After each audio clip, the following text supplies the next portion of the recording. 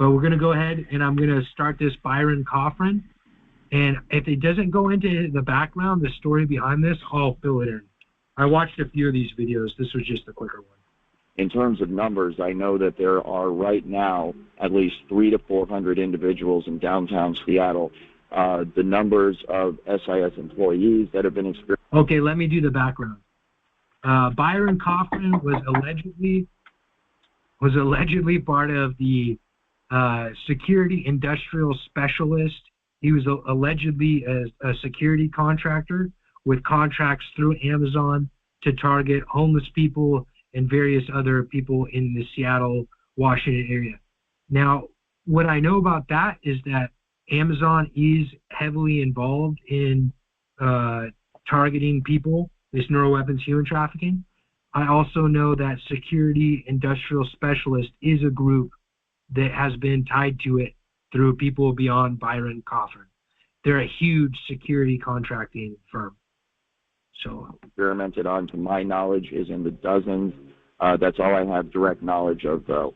About 24 to 36. And then nationwide, the estimates in terms of targeted individuals who still maintain some manner of autonomy and freedom and have not been brought to Seattle or enslaved completely by this. The estimates I have heard is anywhere from 1 to 2 million at the moment, and we're talking full-blown TIs that get the technology and are being gang stalked 24/7. Okay, let's just start right there. There is not 1 to 2 million people being fully targeted.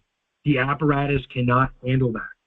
For any person that is stalked, surveilled, followed, their house is broken into, their food's poisoned, that experience that a lot of you are having in this call right now. The amount of people, if there was 1 million people involved in this, being targeted, neuroweapons human traffic, then there would need to be 30 million people, give or take, doing that to them. Now, you could imagine 30, and what I mean like literal contractors. For every, well, maybe 15 to 30. For every targeted person, for every neuroweapons human traffic person, there's about, I don't know, 10 to 30, give or take. And it's sometimes it's more, sometimes it's less, depending on the area. Question. Where did you come up with that math? I didn't come up with the math. Byron Coffin did. Did you not just hear him say it? He just. Let me ask you. Go ahead. I'm sorry. Keep going. Go ahead. He said 1 to 2 million people were being neuroweapons human trafficked. And what I'm saying is that for that to be the case, you've got 3 shifts of contractors, of human traffickers on every targeted person. 3 shifts. Morning, I'm glad you're asking because it's day shift, swing shift, graveyard. During the day, you're talking about 2 to 5 people involved. This is basically how it is everywhere in the world. At swing shift, you're talking about you're going to have more people because of the community-based agent part of it, the provocations. The instigations happen more so at that time because everybody's off. So let's say 5 people, give or take. You know, this is all give or take because it's different for every person, and it's different at times of the year too. And then at night, you're going to have 1 to 2 people on the low side. So we just said 9 people, and that's 5 days a week. All right, so you're going to need another 4 or 5 people because of days off. So let me ask you this. Andrew, I get that. 18 let people me ask you a question. per targeted person. Okay. Now, that's just human trafficking. Go ahead. Yeah, let me ask you this. I've been going through this for about 20 years, okay? In the beginning, I did see whatever you want to call them, perpetrators, whatever you want to call, whatever the term you want to use, I don't care. Well, it's different. No, it's important. I got you. You know, I've been through this program for 20 years, so I know. Yeah, but there's different levels of involvement. There's literal contractors, security apparatus, paid people. You know, whether they're the federal government or they're private contracts. Then there's citizen informants, and then there's people that fit somewhere in between the two. Yeah, I understand that. I understand all the citizen corps, all the terms. I understand very well. Right. The thing is that in the beginning of the program, I noticed upstairs neighbors, side neighbors, how things were going on, what they were doing, and it all fit in. And then now, after being in this program 20 years, for the last couple of years, 3-4 years, I don't have any more of anyone doing that kind of work. Everything is done remotely, hitting my head. Nothing to do with any more of somebody interacting me in that sense. That aspect of it has gone. It has moved to a level where everything is done remotely with no participation. All right. So, let me finish.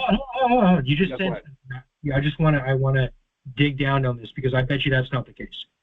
When you go out in public, all right, when you leave your stuff out, there's no tampering with it. Nobody's doing anything to your stuff back at your house. Okay, I can answer that. No one's doing anything to you as you're going from point A to point B. Go ahead. Okay. Yeah, I can answer. Okay. So I go out a lot. I go to gym every day. Mm-hmm. I go to supermarkets. I go other places, other stores. Mm-hmm. And sometimes, when I'm in my car, I have not seen tampering. In other words, I leave my car, I come back, I got our stuff in my car.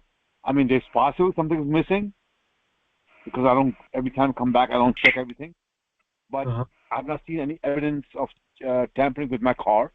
Okay. At home, I have, in the beginning, I've seen some stuff, but not all the time. Like something I saw. Okay. Oh, go ahead, yeah. I'm sorry. Okay, so no. I just want to hit that part. You see some stuff being messed with, but not all the time. That's what you said. Yeah, that's because. Now let me rephrase that. Because I'm not looking for it. The only time I notice it when it's very, very extremely evident. In other words, I put something on the table, and next time I come, that thing is damaged. You follow? So yes. That can tell me. When was the last time that happened? I'm going to tell you why I've even brought.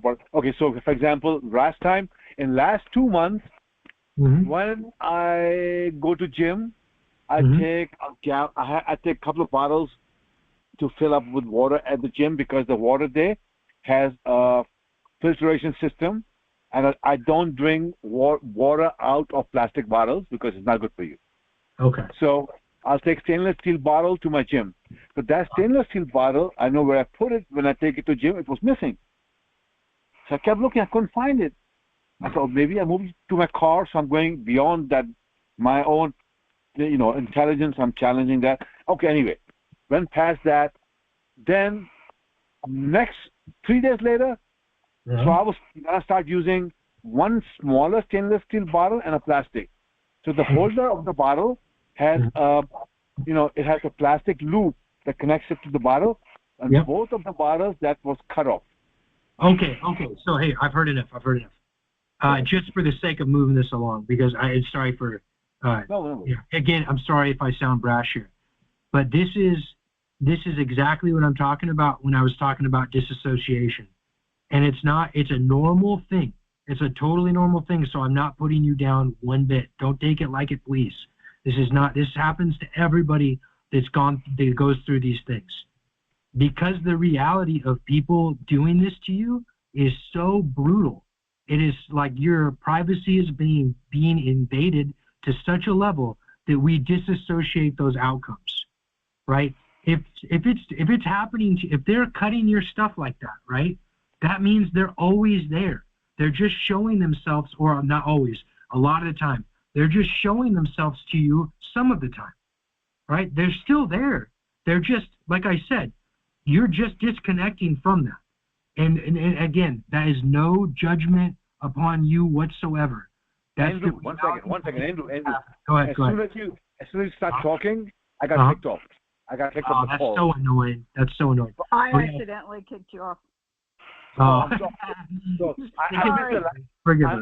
okay. I missed the last 30 seconds. If you do not mind, if you can start from 30 seconds ago what you were saying. Okay, that's good, because I want to say this even nicer. As survivors of this crazy thing, this human trafficking, because of the reality of people doing this to us is such a hard thing to understand, to emotionally understand. We disconnect ourselves from the outcome of these things. what you told me, or from the outcomes that we're seeing, experiencing. You told me that this hasn't happened to you in a long, long time. And then within a few minutes, you're telling me about a time that's almost undeniable to you, right? I say almost because you're about as sure as it can be, right? That you didn't cut those carabiners or the little plastic loops, but all of a sudden they got cut. And guess what? It's something that you relied upon all the time. It's not just like a paper clip being bent weird in your room, something that you don't care about. It's something that you're using all the time. That's what spooks do. They're doing behaviors to spook you, right? To put you in a state of you're being surveilled, you're being watched.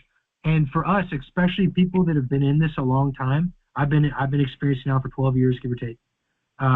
We often want to diminish that thing so that we can function to do what we want or what we need to do on a day-to-day basis. And what I'm saying is trying to say it as nice as possible, because I mean no judgment to you or to any other survivor on this call, is that disassociation is a hell of a thing. It is a hell of a thing. And it just creeps on us, and then we live in this idea that things aren't as bad as they seem, but in reality they really are. And that's because our brain's trying to protect us, because we got to go out, we got to do the thing the next day and the next day and the next day. My point being is that they're still very much in your environment. There's just, when they've got things under control, they don't want to be seen very often. The only time they really want to be seen is when they're spooking you, right? The rest of the time, they don't really want to be seen. They don't want to be seen on their terms.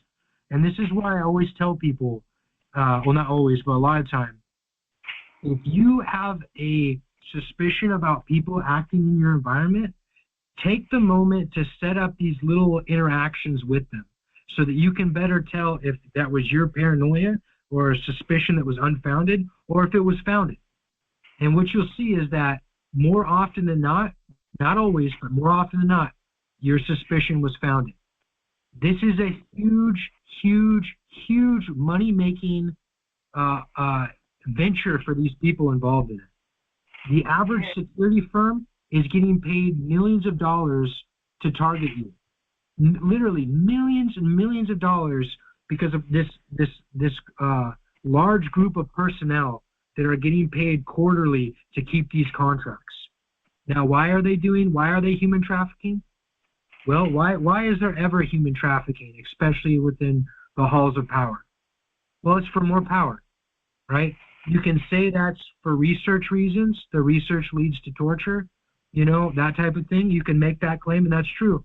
But ultimately, it's for power to sustain itself and its wickedness. That's why they're human trafficking, okay? So Byron Coffrin's claim was that 1 million people are being targeted. This was as of 2018, I believe that claim was made. Maybe late 2017, somewhere in there. I would say bullshit to that. I don't know 100% that's wrong, but I think if 1 million people were being openly targeted in this way that you had just talked about, friend, where they were cutting your water bottles, there'd be a lot more people engaging in these conversations than there currently is. Now, there is a lot of people being neuroweapons human trafficked. And there's a lot more people that are friends and family of those people that are experiencing levels of that human trafficking.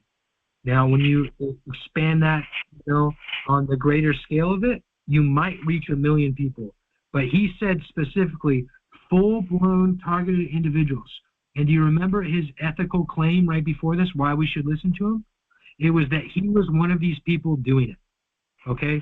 So I call bullpucky on that.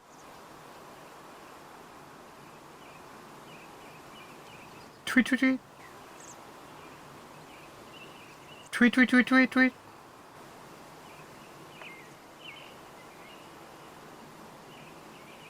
Ooh, ooh, ooh, ooh, ooh, ooh.